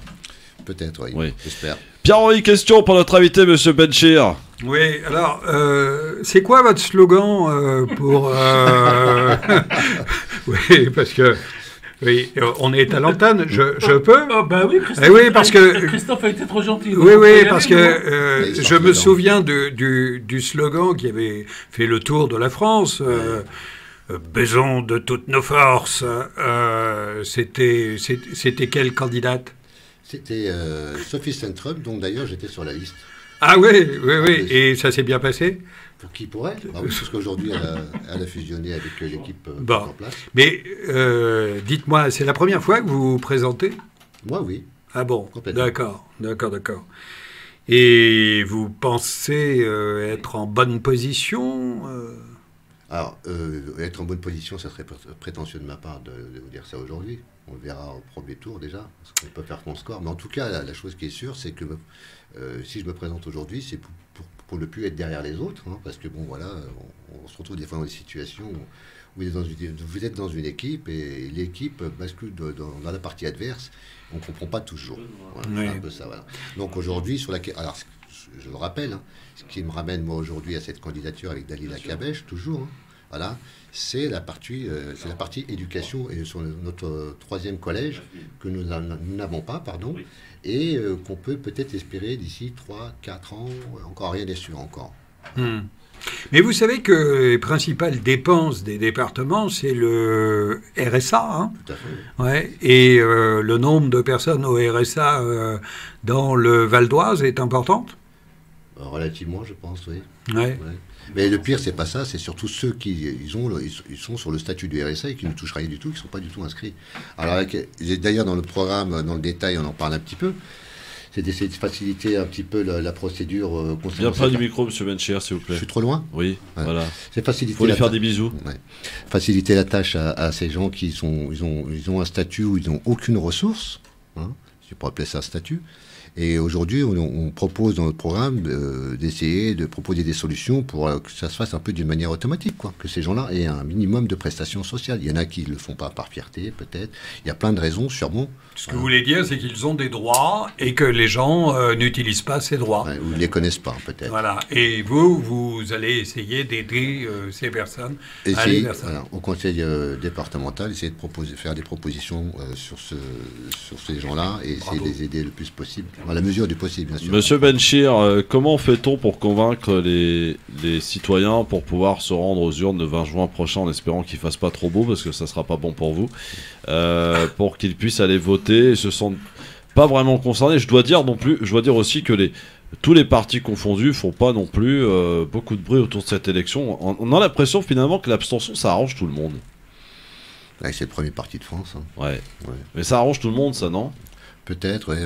En tout cas, les grands partis. Ouais. On ne s'attend pas à beaucoup de monde. Déjà, avec la crise sanitaire qu'on vient de subir, on est en déconfinement presque total. C'est pas sûr qu'on trouve un pourcentage intéressant. Vous parliez de 20% tout à l'heure, je crois. 15%. Vous n'êtes pas généreux. Mais oui, effectivement, c'est compliqué. Après, pour faire voter les gens, il y a peut-être des thématiques dans certaines villes, ou dans certains cantons plutôt, qui sont plus urgentes que d'autres. Et en l'occurrence, chez nous, en tout cas, moi, ce que je considère, c'est l'éducation, et c'est très important. Et si jamais on peut mettre l'hypothèse où ça ne passe pas pour vous, qu'est-ce qui se passera par la suite? Qu'est-ce que vous entendez faire, M. Benchir? À partir du moment où je me suis inscrit dans cette action politique, je continue, bien sûr. Oui, vous continuez. C'est pas ponctuel. Me présenter à cette élection. Il ne veut pas se prononcer sur le second tour, Christophe. Oui, alors le second tour, on ne sait jamais. Est-ce qu'il y a des alliances possibles, M. Benchir, à envisager pour vous? Déjà, c'est déjà différent parce qu'en termes de négociation par rapport au municipal, c'est déjà pas la même chose. Hein, c'est complètement différent. Après, sur les alliances, je ne sais pas. Je sais pas du tout, j'attends... Bon, déjà, il faut déjà qu'on y soit. C'est marrant que personne ne réponde à cette question. Non, c'est pas ça, c'est que... Alors, pour moi, c'est une première. Hein. Oui, je sais, non, mais vous rassurez-vous, personne ne répond à cette question. Hein. Mais je pense que ça peut se faire, oui, c'est possible, oui. Il y a des alliances possibles? Bien sûr. Avec qui? Alors là... Avec ceux qui seront au deuxième tour. Ouais. Oui, enfin, imaginons, le Front National est au deuxième tour, vous alliez avec? Non, je fais demi-tour. Voilà une réponse. Moi, je pensais que ça coulait de source, ce genre d'extrême. Ce qui coule de source, vous savez, il vaut mieux le répéter en ce moment. Hein. Oui. Monsieur Mamie, peut-être une question à Monsieur Benchir ou Cyrine. Alors, une toute petite question. Bouge pas, Cyrine, Tarek Mamie d'abord. Aujourd'hui, la région est dirigée par la droite. Et vous vous présentez et vous vous sentez une âme d'alliance plutôt avec la droite ou plutôt avec la gauche, en sachant que M. Macron, lui, il est au milieu et M. Bayrou est attaché au basket de M. Macron. Et donc, plutôt à droite, plutôt à gauche. Il avait oublié une troisième option, avec les Besonnais et les Argenteuils. Non mais... Bon, alors là, je vais rentrer dans la langue de bois. On a fait quelques émissions dans notre vie. Et c'était notre ami Pierre-Henri qui rappelait il y a quelques semaines que ni de droite ni de gauche, c'était déjà Jobert. Et un jour, il a été coincé par un journaliste, il a dit ailleurs. Donc votre ailleurs à vous, il est où? Il est plutôt avec Pécresse, parce que demain, la bataille au deuxième tour va être clairement d'un côté Pécresse, de l'autre Front National. Donc vous, en tant que candidat sur une liste, Alors, Si vous restez sur la liste, vous êtes de quel côté? Sur les régionales, sans équivoque, effectivement, entre Pécresse et le Front National, il n'y a pas d'hésitation. Je prends Pécresse. Et le fait que monsieur, le patron du parti, monsieur Bayrou, suit plutôt avec, comment ça s'appelle, avec monsieur Macron, et que la liste de Macron va être écrasée. Oui. Ah oui? Alors qu'est-ce qu'on fait? Bah, écoutez, Vous reviendrez entre les deux tours pour nous dire tout ça, quoi. Non, pas du tout. À vrai dire, j'ai pas compris la question, excusez-moi. La question, aujourd'hui, il y a 3 candidats. Il y a le candidat de LRM, c'est-à-dire de M. Macron, c'est-à-dire officiellement de M. Bayrou. D'accord. Donc vous êtes dans cette ligne-là, vous, aujourd'hui, au premier tour. Au niveau des régionales, vous parlez? Oui, non, je parle toujours régional. La présidentielle, c'est dans un an. On verra bien. À vrai dire, vous me posez la question et c'est à ce moment-là seulement que j'y réfléchis. Donc j'ai jamais pensé. C'est bien. Ouais, c'est bien. Bon, on rappelle que M. Belcher est candidat pour les départementales, ce qui n'est pas la même chose. Oui, tout à fait. Donc on vous recevra entre les deux tours parce que vous aurez réfléchi d'ici là tranquillement. Non, c'est vrai. Mais véritablement, je vous assure que c'est la question que je ne me suis pas posée du tout. D'ailleurs, en plus, dans cette élection départementale, on est concentré, on est fortement concentré sur cette élection pour essayer de réunir un maximum. Je vous rappelle que c'est ma première candidature, cette élection. D'ailleurs, dans toute ma vie, c'est la première fois que je me présente à une élection. Donc pour moi, je consacre beaucoup d'énergie pour arriver, pour essayer d'atteindre ce but, à savoir gagner cette élection départementale. Donc, bien sûr que c'est une question qui est importante concernant les régionales, mais j'ai 95% de mon cerveau et de mon cœur qui est consacré au canton 3 d'Argenteuil et Beson. Oui, c'est bien ça. Christophe, est-ce que je peux oser, pour nous, pour le plaisir, ça ne concerne pas M. Chir, ça nous concerne nous tous. Pendant cette période, on a l'impression que c'est comme les équipes de foot. Quand on est franco-algérien, franco-tunisien, franco-marocain, on se pose la question, est-ce qu'on se présente d'un côté ou de l'autre de la frontière, comme les footballeurs, et donc est-ce que je joue pour l'équipe de France ou est-ce que je joue pour l'équipe d'Algérie? Donc voilà l'impression que ça me donne, moi, parce que j'ai beaucoup de candidats qui hésitent entre les deux, et j'ai surtout beaucoup de candidats du Parti Socialiste, pour ne pas les nommer, qui ont essayé de faire carrière en France, et quand ça n'a pas marché en France, ils ont été se présenter aux législatives algériennes. Et vous voyez de qui je parle, cher Christophe. Oui, il y a même la même chose en Espagne aussi. Bon, ça c'était pour toi. Cyril, une question pour notre invité, M. Benchir. Oui, tout à fait. J'aurais une petite question, Monsieur Benchir, si vous voulez bien. Et puis, ça sera dans votre spécialité, parce que si j'ai bien compris, vous consacrez plus aux questions éducatives dans le cadre de votre campagne. Et puis, oui, le collège fait grande partie, constitue une grande partie des activités, des prérogatives du département. Comment vous pouvez vous adresser aujourd'hui, aux parents des collégiens? Est-ce que dans votre programme, la réponse peut être non, mais y aurait-il une décision phare concernant les collèges pour venir vraiment pour vraiment venir métamorphoser quelque chose en fait au niveau du collège, au niveau de la sécurité, au niveau de la discipline, au niveau de je ne sais quoi. Je vous laisserai répondre. Mais y a-t-il du nouveau avec votre programme pour les collégiens? Alors, le nouveau dans notre programme concernant les collégiens, c'est pas extraordinaire, hein, c'est juste peut-être que des compléments sur ce qui existe déjà, par exemple concernant les cartables des collégiens. Voilà, dans un premier temps. Il faut savoir que la période où ces enfants... Qu'est-ce qu'on fait avec les cartables? Plutôt que d'avoir des cartables qui pèsent plus de 10 kilos, c'est en période de croissance. Donc, c'est une période qui est extrêmement délicate pour ces enfants. Donc, avoir un cartable de 10 kilos, encore, c'est la moyenne nationale, mais par exemple, ceux de mes enfants, j'ai sous-pesé, ils étaient aux alentours de 16 kilos. Ah oui. Et si je peux me permettre, pour continuer, récemment, donc on a contrôlé un peu la colonne vertébrale de nos enfants. Ma fille qui le portait plutôt à gauche, et je pense que c'est pas la seule, hein, on s'est rendu compte qu'au radio, sa colonne vertébrale poussait du côté gauche. Ah oui, d'accord. Ouais. Ouais, et comment vous entendez pouvoir régler ce problème? Alors déjà, éventuellement alléger les cartables, donc il y a la possibilité de rajouter des casiers dans les collèges, en premier temps. Ouais. Il y a aussi la partie numérique, essayer de numériser un peu plus les éléments pédagogiques. D'accord. Qu'est-ce qu'on a d'autre? Des tablettes, oui. On parle aussi des tablettes. Ouais. Hein. Donc ça, c'est la partie qui touche la santé de nos enfants. Bon. Après, pour continuer à répondre à la question sur les collèges, on a aussi, c'est-à-dire que le département aujourd'hui intervient surtout sur la structure et l'encadrement structurel des collèges, et pas sur la pédagogie qui reste de la compétence de l'académie, bien sûr. Très bien.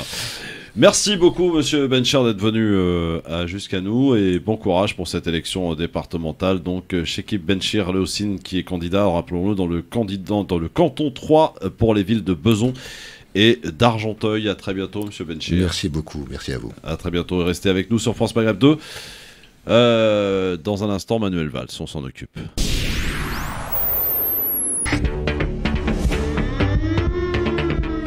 Le grand forum sur France Maghreb 2, merci d'être avec nous et en direct en ce vendredi. Nous sommes le 4 juin et vous êtes bien sur France Maghreb 2. Vous pouvez nous appeler bien sûr au 01 40 33 9000 pour réagir à toute cette actualité du moment. Par exemple, tiens, sur l'hyperviolence que l'on enregistre en ce moment avec tous ces féminicides qui se produisent en ce moment.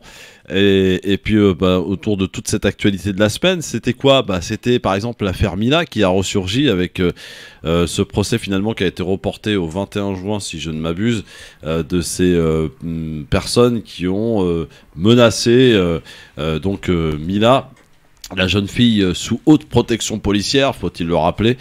Et on en parlait d'ailleurs hier sur cette antenne, qui ont menacé la jeune fille de 18 ans qui se retrouve finalement très isolée, qui n'a toujours pas présenté d'excuses, puis elle fait même pire d'ailleurs, elle va sortir un livre d'ailleurs prochainement paraît-il. En tout cas on se gargarise avec cette affaire dans tous les médias aujourd'hui, sous-jacent la liberté d'expression, le droit au blasphème et tout le tout team. Bien sûr, tiens Pierre, j'aimerais bien avoir ton avis là-dessus. Sur l'affaire Mila, sur le droit au blasphème, sur tout ce qui en découle. Est-ce que ça t'a choqué les propos de Mila par exemple ? Je pense que les propos de Mila étaient surtout ceux d'une gamine mal élevée. Après, ce n'était pas véritablement de la liberté d'expression, mais simplement le harcèlement dont elle a été victime est absolument intolérable. Voilà, évidemment que je n'approuve pas les propos qu'elle a tenus, qui sont ridicules, mais... Pierre, j'ai l'impression que ça fait comme Charlie. Si vous n'êtes pas Charlie, vous êtes automatiquement du côté des méchants. Si vous êtes Charlie, vous êtes du côté des bons. C'est-à-dire qu'on n'arrive pas à dissocier l'un de l'autre. On peut condamner ce qu'elle a dit Mila, on peut aussi condamner ceux qui la menacent.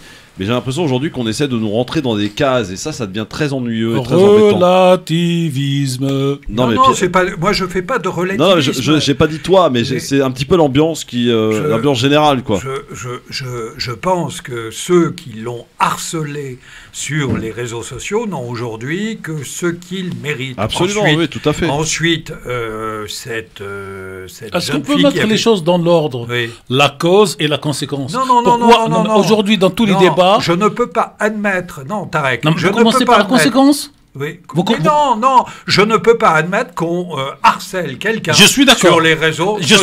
Je suis d'accord. Quels que soient ses propos. Je suis d'accord. Mais est-ce que c'est la cause ou est-ce que c'est la conséquence ? Mais peu importe. Peu importe. Okay. Les réseaux sociaux ne sont pas un défouloir, un déversoir. Et d'ailleurs, les réseaux sociaux sont tellement... Et Mila, elle a fait ça où, elle ? Elle a fait sur les réseaux sociaux. Voilà. Elle n'a pas plus maîtrisé, évidemment, son propos. Et encore une fois, je vois pas... C'est vraiment du grotesque. Je ne justifie pas ce qu'on lui a dit ou ce qu'on lui a fait. Ça, on est d'accord. Très bien. Mais j'ai appris à l'école.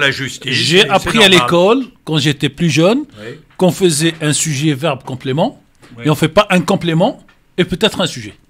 C'est ça qui me gêne un peu dans tous ces débats. Oui. Enfin bon, voilà. Mila n'est pas une... il faut protéger les adolescents contre les dérives... Contre eux-mêmes. Contre les dérives qu'il y a sur les réseaux alors, sociaux. On en parle des parents Ils sont fiers. Mais évidemment qu'il faut en parler des parents et de la maîtrise. Parce que je rappelle que quand elle a tenu ses propos, elle avait 16 ans. Hein. Oui, il y a un certain nombre de jeunes gens qui se tuent, qui se massacrent sur les réseaux sociaux à partir d'insultes non maîtrisées, etc. On a vu encore des drames dernièrement. Oui. Donc oui, il faut réguler la vie. La vie sur les réseaux sociaux, c'est pas la vraie vie. Oui. C'est pas comme ça qu'il faut agir. Et aux parents aussi de faire leur travail d'éducateur. Oui. Voilà. Cyril, on peut avoir ton avis là-dessus rapidement avant qu'on passe à un autre sujet Oui, très rapidement, parce que pour moi c'est très simple. L'harcèlement, ce n'est pas un avis, c'est un délit. Voilà. Donc on n'a pas le droit d'harceler une personne, quelles que soient les raisons. Et si, je me mets dans ce cas-là, si on est offensé par les propos de quelqu'un, en fait c'est simple, on vit dans une société régie par la loi. Donc si une personne a violé la loi, eh ben on sait où aller. S'il n'est pas du ressort de la loi, qu'on est offensé, qu'on est touché, qu'on lui réponde avec des arguments. Mais harcèlement ou autre type de violence, c'est complètement refusé. Moi, une question que je me pose, clair. Tarek Mamik, je vous la pose ouvertement. Les propos que Mila a tenus et que je ne répéterai pas ici, est-ce qu'il n'y avait pas peut-être la possibilité d'attaquer cela en justice? Et pourquoi les instances musulmanes n'ont pas réagi, ont plutôt préféré se coucher devant la masse populaire en condamnant, et c'est bien de l'avoir fait, le harcèlement, mais n'ont absolument pas ni dit quoi que ce soit, ni entamé une quelconque action vis-à-vis des propos qu'elle avait tenus, en rappelant très offensants vis-à-vis pas seulement que de la religion musulmane, mais aussi de ses croyants, de ses pratiquants? Alors, pour une raison simple, c'est que le principe en France, c'est la liberté d'expression. Il faut qu'on se tienne tous ce principe, ça c'est le 1. Les deux, c'est qu'aujourd'hui, vous pouvez dire ce que vous voulez, il n'y a pas d'instance représentative des musulmans de France qui a pris en charge ce genre de questions. Il y a bien sûr M. Rel Benchir, M. Abdallah Zikri, avec donc l'observatoire qui se bat, mais qui n'a pas les moyens et la compréhension. Et la troisième chose, j'allais dire, il y a deux façons de faire, où on ignore ce qu'elle a écrit, et ça aurait été plus sage, mais comme les réseaux sociaux aujourd'hui, c'est de la passion sur passion, ces jeunes ont répondu par passion, ils ont eu tort, ils seront condamnés, mais toute la problématique aujourd'hui, c'est qui contrôle, entre guillemets, ces réseaux sociaux, qui échappent y compris aux autorités de nos pays. Ouais. C'est pour ça qu'il y a eu une loi. Et la loi a été mal faite, elle a été retoquée par le Conseil constitutionnel. Elle sera partiellement. Oui, et elle reviendra. Mais aujourd'hui, Christophe, hier ou avant-hier, vous aviez posé une question sur Twitter. Ouais. C'était l'anonymat. Oui, c'était hier, oui, la fin de l'anonymat sur les réseaux sociaux. Voilà, et cette histoire d'anonymat, Mila, elle a signé avec son nom. Oui. Non, je ne sais pas s'il est le bon ou Par pas. contre, Mais c'est harceleur, non hein. Voilà. Et donc, si d'abord, il n'y avait pas cet anonymat, moi j'ai écrit hier à votre question que les lâches de la vie sont les courageux des claviers. Et donc, ces trois jeunes n'auraient pas réagi s'ils devaient écrire qu'il s'appelait, je vais inventer un prénom, Renaud d'Arabie. Si c'était son vrai nom sur la carte d'identité, il n'aurait pas écrit. Mais parce que ces jeunes, qui ne connaissent rien à la loi, au droit et à ces réseaux sociaux, se croient plus forts et se croient protégés par l'anonymat. Donc, la loi, où je peux rejoindre Pierre-Henri, peut-être que trouver la solution pour interdire l'anonymat, combien même il y a des pseudos, mais que pour les autorités de justice, pour tout le monde, et pour celui qui écrit anonymat, on lui dit votre nom est dans la fiche. Je voudrais juste encore dire un petit mot. Il se trouve qu'en France, on a le droit de critiquer les religions. Ben oui. Toutes les religions. Oui. Ah oui, bon, t'es sûr? Oui, absolument. Mais pas les personnes. Attends, mais pas les personnes qui affichent une religion. C'est pas la même chose. On a le droit de critiquer une religion, pas les personnes qui pratiquent. Bon, voilà. Mais il n'empêche que les propos de Mila sont, à mon sens, totalement déplacés. Voilà. Pierre, je te pose la question, je vous la pose à tous les trois. Est-ce que Mila, imaginons qu'elle aurait tenu ses propos vis-à-vis, par exemple, un exemple comme ça sur la religion juive, est-ce que vous pensez que ça serait resté comme ça et qu'on aurait sur tous les plateaux brandi la liberté d'expression? Je suis pas vraiment sûr. Moi. Oh, tu sais, Charlie, si on reprend par exemple les unes de Charlie vis-à-vis de la religion catholique, c'est véritablement un festival. Il y a un dessinateur de Charlie qui a été licencié, qui s'est fait dégager pour avoir parlé de la confession juive de fils Sarkozy. Donc voilà. Donc, tout ça pour dire quoi en fait? Mais tout ça pour dire que la loi autorise en France la critique des religions et non pas les personnes qui pratiquent cette religion. Et j'ajoute, je répète, Mila, les propos de Mila étaient totalement grossiers et pour ma part, je ne les approuve pas. Oui. Mais Cyrine a très bien dit, le harcèlement est un délit et il est normal que les jeunes gens qui l'ont pratiqué soient aujourd'hui punis. Non, mais on est d'accord sur la condamnation de ceux qui ont menacé de mort une personne, que ce soit Mia ou l'autre. On est d'accord. Il nous reste à régler dans notre pays le problème de l'anonymat et le problème... Je suis assez d'accord avec ça. Voilà. Moi, Et le problème que dans la justice, aujourd'hui, là, j'allais dire, bon, moi j'ai connu Charlie Hebdo quand j'ai débarqué dans ce pays dans les années 80, sous les différents noms. L'ancêtre de Charlie Hebdo était Harakiri. Oui, et même Charlie, après... Le professeur Choron. Alors, et l'Église catholique, je peux vous dire qu'elle en bouffait toutes les semaines. Oui. Et il n'y avait pas de réaction. La religion juive, c'était un petit peu. Oui. La religion musulmane n'existait pas dans la tête des gens, elle n'en avait pas.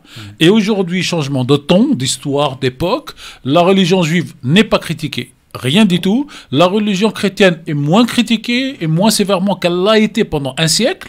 Et aujourd'hui, c'est au tour de la religion musulmane qui fait la une et qui reçoit les coups. Donc, il faut d'abord dire ça et le savoir, et après dire que ça serait bien que tout le monde soit traité de la même manière. C'est ça. C'est juste ça. Voilà, parce que nous sommes dans liberté, égalité, fraternité. Fraternité, ça te parle, mon Pierre, non? Voilà, fraternité. Bien entendu. Non, mais fraternité, ça. Bien entendu. Alors, fraternité, ça parle à Pierre. Liberté, ça nous parle à nous, à France Maghreb 2. L'égalité, comme dirait Coluche, on la cherche. Oui. Oh, c'est les Républicains qui ont ajouté le mot fraternité au diptyque liberté, égalité en 1858. Alors, c'est une bonne chose. Ouais, alors, un mot rapide sur aussi... C'est ce qui fait tenir le tout, le lien social. Tout à fait. Avant évidemment. de parler de Valls, un mot rapide aussi sur ce qui a fait couler beaucoup d'encre cette semaine, c'est ce qui s'est passé du côté de Cergy. Et cette agression de ce Uber Eats, de ce livreur Uber Eats par une personne qui se revendiquait algérien d'ailleurs, hein, c'est pas moi qui l'invente, hein, et qui a eu des propos infamants, insultants, racistes envers non seulement le livreur qui l'a tabassé, mais aussi envers celle qui l'a filmé. Ça a été une vidéo qui est devenue virale sur les réseaux sociaux. Le type a été arrêté quelques jours plus tard. Quelques heures. Et heureusement Poucave pour lui. par son portable. Oui. Il a été géolocalisé. Et d'ailleurs, il déclare qu'il s'étonne d'être jugé à l'extérieur. Mais voilà. C'est quoi à l'extérieur? À l'extérieur du tribunal, quoi, éventuellement, parce qu'il va comparaître en comparution immédiate. Non, mais ce qu'il veut dire, pardon, Christophe, en réalité, ce qu'il veut dire, jugé par l'extérieur, jugé par la foule, qui, y compris, s'est mis à le rechercher. Et là encore, on n'est pas dans la vendetta en France. Il y a une justice. La justice va se saisir de l'affaire, va le condamner, probablement le 8 juillet prochain. D'abord pour l'agression à l'égard... J'espère lourdement. Mais bien entendu. Mais apparemment, il a déjà été condamné à plusieurs reprises pour des choses comme ça. Oui, ça, je n'en sais strictement rien. J'ai pas accès à son dossier. Non, mais c'est le problème. Mais en tout cas, il faut aussi dire aux gens qui l'ont recherché sur les réseaux sociaux de se calmer. La justice va faire son œuvre et ce n'est pas la loi du talion dans ce pays. Et puis surtout, ce qui est important à rappeler, c'est que j'ai l'impression que certains partis ou certains médias aussi essayent de nous de faire croire aux Français qu'il y aurait une espèce de guerre entre arabes et noirs. Vous voyez, c'est... Oui, alors personne n'est absous du racisme, de la bêtise, de la connerie. Ça, c'est vrai. Voilà, et donc on sait que oui, il peut y avoir du racisme parmi les Maghrébins vis-à-vis des Noirs et des Noirs vis-à-vis des Blancs et des Blancs. Bon, voilà, mais ce qu'il faut éradiquer, c'est évidemment le racisme. Et là, on tombe sur le mot égalité. Et ils sont tous égaux dans le racisme des uns par les autres. T'arrêtes, Cyril dans Pierre. La stupidité. Il faut qu'on accueille une auditrice qui m'a interpellé tout à l'heure et qui souhaite vous faire part d'un problème qu'elle a. J'espère que vous allez pouvoir l'aider. Bonjour, chère mademoiselle. Oui, bonjour. Bonjour. Alors, vous vous appelez comment? Je m'appelle Marois. Marois. Alors, racontez-nous ce qui se passe par rapport à un examen que vous n'allez pas pouvoir passer. Enfin, racontez-nous. En fait, excusez-moi, je suis assez émotive. En fait, je suis étudiante en médecine. Oui. Et à cause d'une nouvelle réforme, on doit faire une licence obligatoire avec la nouvelle réforme. Et il s'avère que moi, mardi, j'avais un examen dans cette licence en question. Et j'ai une urgence médicale qui a fait que j'ai pas pu assister à cet examen. Et donc, on m'a annulé à tort mon épreuve. Et en plus, normalement, je suis en cas contact, donc normalement, je suis dans les droits de demander une session Covid bis pour faire cette épreuve. Et on me refuse ce droit d'épreuve, donc automatiquement, je perds ma médecine. Alors, je sais pas qui peut répondre à cette question. Pour aider Marois, moi, personnellement, je n'ai aucune compétence à y répondre. Le défenseur des droits. Le numéro. Appelez. Je laisse Pierre-Henri, sinon vous m'appelez à 18h05 après l'émission, hors antenne. Sinon, je pense que vous pouvez appeler le représentant du défenseur des droits. Là où vous vous trouvez, allez taper sur Google et rechercher défenseur des droits, délégué du défenseur des droits dans la région ou dans l'arrondissement où vous vous trouvez. Et appelez-le, c'est typiquement le genre de choses que le défenseur des droits doit pouvoir vous régler très rapidement. Et en tout cas, vous pouvez appeler... Oui, Cyril. Appelez-moi après 18h10, et on parlera hors antenne. Je vous joins comment ? Vous appelez Christophe, on sera avec Christophe. Okay. Christophe, excusez-moi de me permettre de vous demander ça, mais je sais que vous êtes en contact avec Cyril Hanouna et j'ai tellement plus d'espoir. Non, je suis pas en contact avec Cyril Hanouna, madame Marois, vous inquiétez pas, je suis pas parce que je suis passé chez lui que c'est mon pote, hein, non. Et ça, vous êtes pas la première à me dire, ouais, est-ce que tu peux me brancher chez Hanouna ? C'est son pote. Non, par contre, on va faire mieux que ça, Marois, on va vous aider différemment et sans faire de bruit. Marois, d'accord, c'est quand même mieux. Ne bougez pas, on va mettre la pub, on va vous parler en antenne, d'accord ? Merci beaucoup. Bon, et Cyrine, tu voulais rajouter quelque chose, je crois ? Oui, je voulais rajouter quelque chose. Évidemment, les solutions proposées par mes camarades sont bonnes à prendre, mais peut-être qu'il y aurait peut-être une solution déjà en interne, parce que la personne qui vous interdit de passer votre examen a elle-même une hiérarchie. Il faudrait peut-être monter un petit peu de cran et aller voir la personne qui est au-dessus, parce que vous êtes surtout si non, vous mais êtes en fait, complètement dans votre droit. On va voir si est-ce qu'on vous a écrit ou est-ce qu'on vous a parlé au téléphone. Si on faut faire simple, par téléphone, ça n'existe pas. Vous demandez un courrier, voilà, vous commencez par demander un courrier, et quand vous avez le courrier, dans tout courrier, vous avez les voies de recours. Bon, bougez pas, Marois, on vous prend tout de suite en antenne, comme ça va être mieux. Et merci en tout cas de nous avoir appelés et restez dans un instant. Pour terminer, c'est le festival Vals qui débarque. Gaza est en état d'alerte maximum, une souffrance et une détresse que nul ne peut ignorer. Enfants et femmes ont besoin de notre soutien, de notre secours. L'ONG Human Appeal est sur le terrain. Elle a besoin de votre aide pour soutenir les familles palestiniennes délogées par les bombardements. Soyons solidaires avec le peuple palestinien et les habitants de Gaza. Sauvez des vies et faites maintenant un don sur www.appelhumanitaire.com ou par téléphone au 01 42 46 36 36.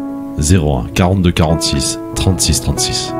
France Maghreb 2 célèbre les 100 ans de la radio.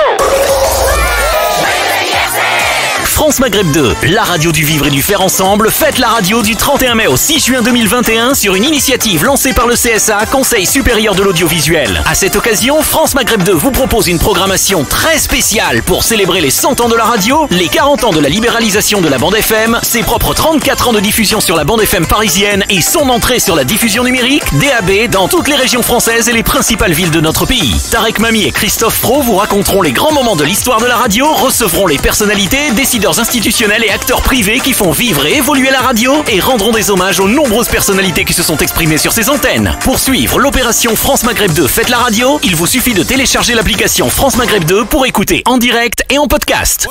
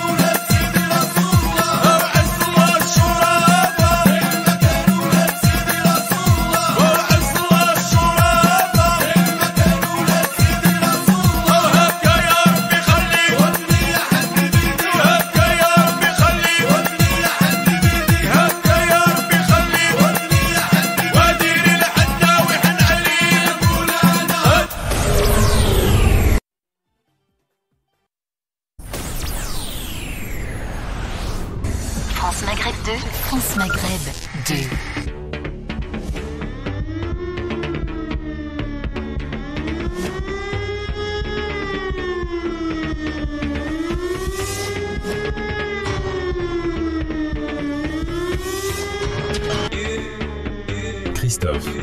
Le grand forum sur France Maghreb 2. Pour les quelques minutes qu'il nous reste, on va s'intéresser avec Tarek à Manuel Valls.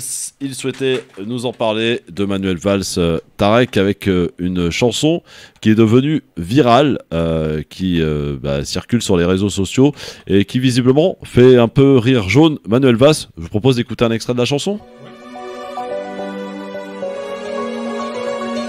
Moi je m'appelle Manuel Valls.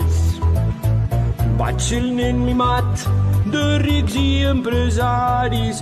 No em vaig menjar un torrat, però bé que he cobrat tots els honoraris. Moi je m'appelle Manuel Valls. Alors c'est un humoriste espagnol, Tarek, qui a fait cette chanson et qui est devenu viral, disais-je, sur les réseaux sociaux. Ça lui fait pas très plaisir. Non. Je comprends pas trop les paroles, parce qu'en espagnol, je peux pas dire que je sois très très bon, mais... on va faire simple. Oui. Pour nos auditeurs de France Maghreb 2 qui parlent pas espagnol, et c'est juste le rythme. Alors ceux qui connaissent la musique, cher Christophe, comme vous et comme d'autres, quand vous écoutez cette chanson et que vous savez pas de quoi il s'agit, vous avez tout de suite une sonorité dans la tête. C'est la fameuse chanson de Lolita. Oui. d'Alizé. Donc déjà, vous avez la référence. On ne dira pas sur France Maghreb 2 c'est qui Lolita, à quoi elle renvoie. En clair, pour faire simple, c'est quelqu'un qui vagabonde d'un endroit à l'autre, tout simplement. Oui. Alors, il se trouve que M. Valls est né espagnol. Comme beaucoup de personnes vivant en France, grâce à son père, ancien peintre ou grand peintre, il devient français. Donc, il passe de la case espagnole à la case franco-espagnole. Il gravite toutes les échelles de la politique française pour devenir donc ministre de l'Intérieur, puis Premier ministre. Donc, on ne peut pas être plus français que celui qui occupe le poste de Premier ministre. Il fait sa petite trajectoire donc, en tant que Premier ministre avec le président Hollande. Il se présente à la présidentielle.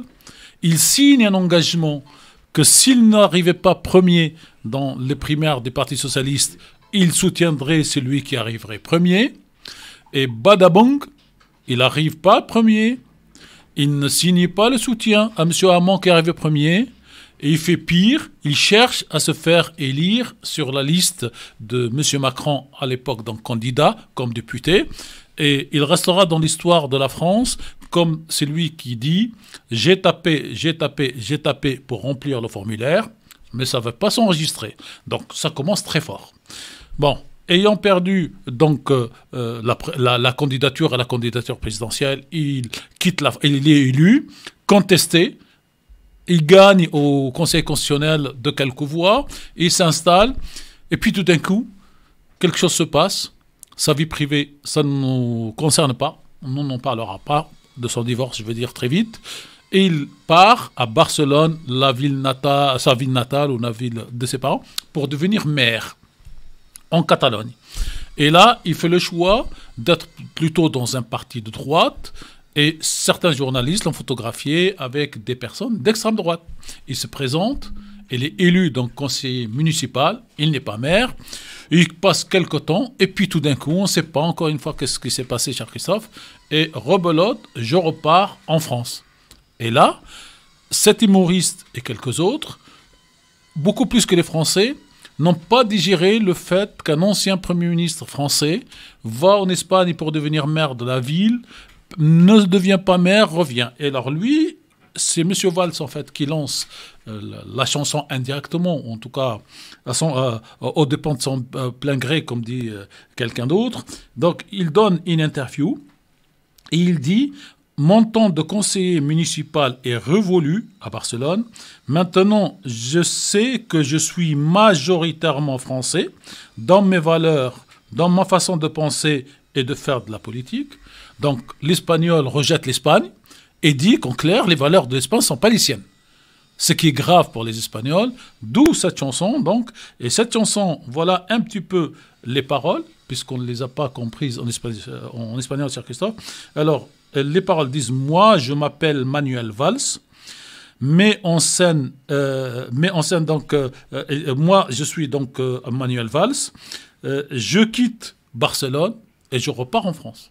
Et donc probablement vexé, cet humoriste espagnol fait cette chanson. Et ce qu'il faut savoir, Christophe, c'est que cette chanson, contrairement à ce qu'on disait tout à l'heure, n'est pas partie sur les réseaux sociaux.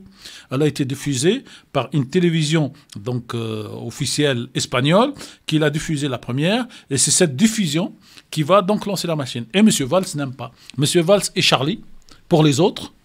Il n'est pas Charlie pour lui-même. Donc il rigole des blagues des uns vis-à-vis des autres, mais quand la blague le touche, tout d'un coup, il n'y a plus d'humour.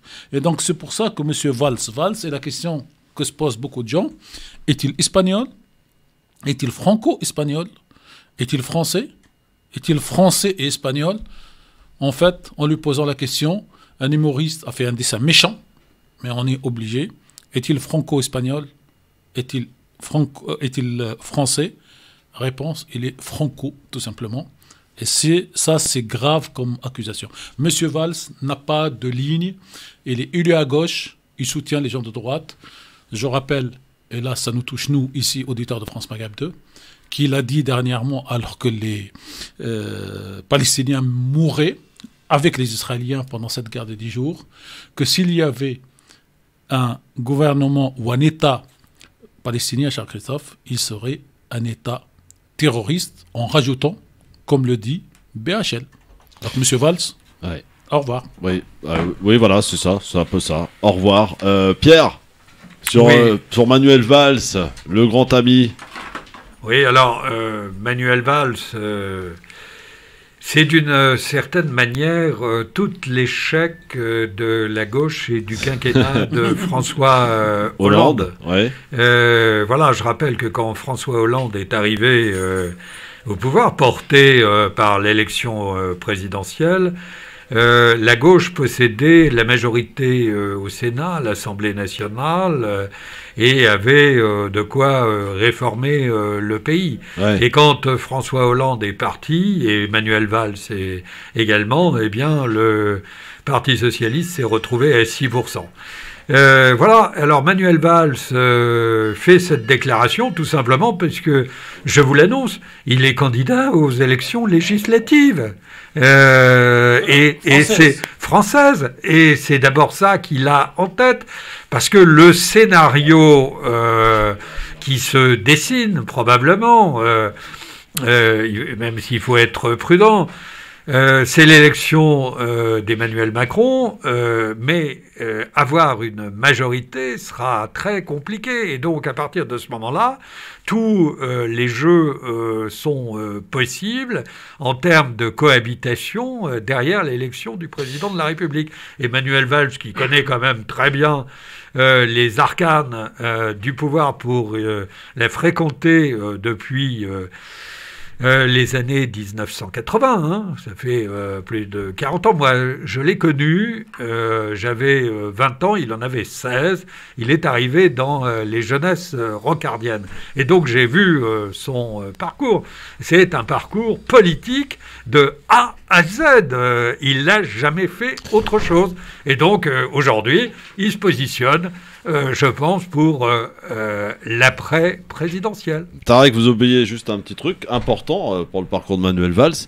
Lui qui dit aujourd'hui, s'il y avait un État palestinien, il serait terroriste. Il lui-même était pro-palestinien à son époque, quand il était maire d'Evry.